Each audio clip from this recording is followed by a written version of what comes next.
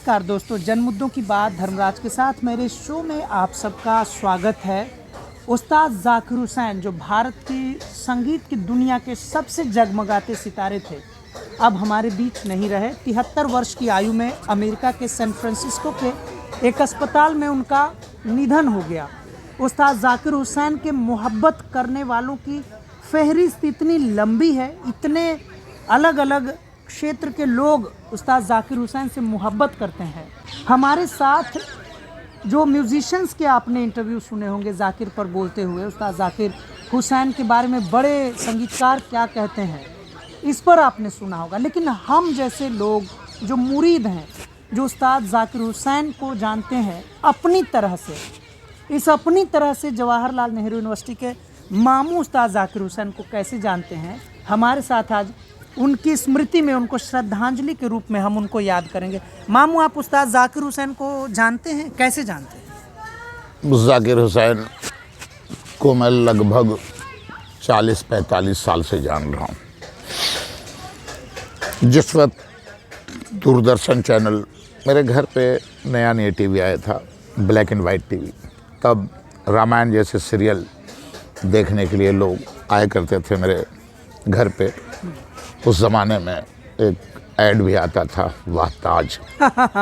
Historical add. वाह ताज में मैं दो चीज़ें देखता था।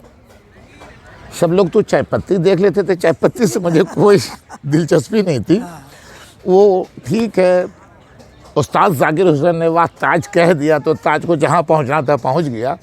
मगर जो ताज कहने में जो इनकी जुल्फ़ें लहराती थी ना, वो मुझे बड़ा एकदम दिल में बस जाने वाली चीज़ थी। उतर गया, आपके दिल में उतर गई। बेशक भाई, वो स्मार्ट आदमी, इतनी खूबसूरत जुल्फ़ें, जब और उसके बाद वो तबले का धुन, कसम खुदा की मन टनटना जाता था।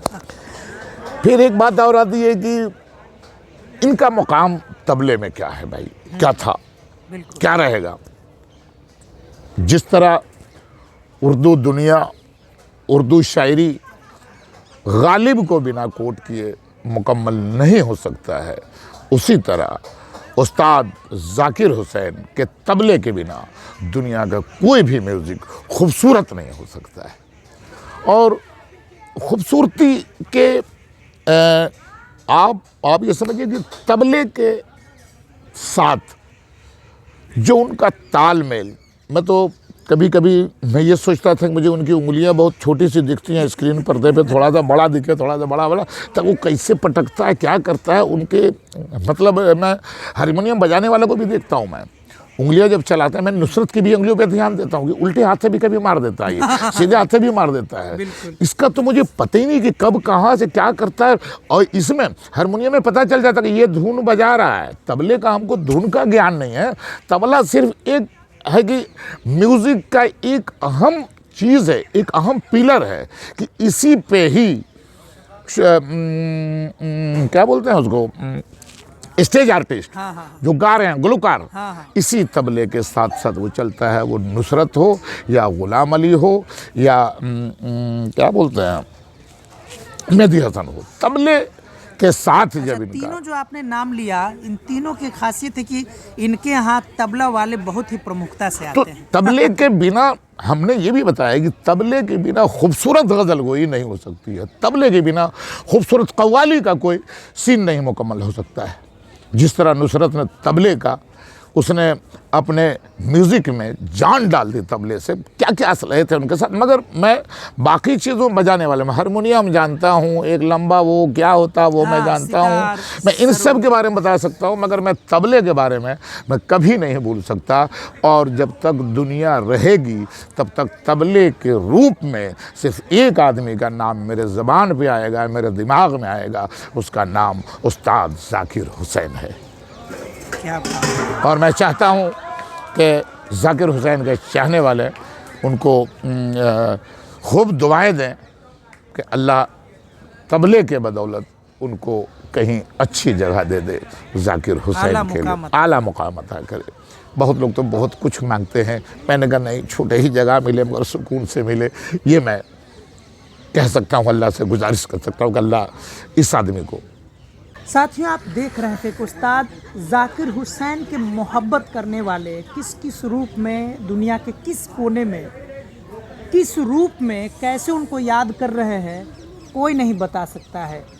उस्ताद जाकिर हुसैन उन चंद फनकारों में से हैं जो साज़ों की दुनिया को एक बंद कमरे से निकाल कर लोगों के दिलो दिमाग पर, उनके जहनियत पर हामी कर देते हैं, उन पर छा जाते हैं।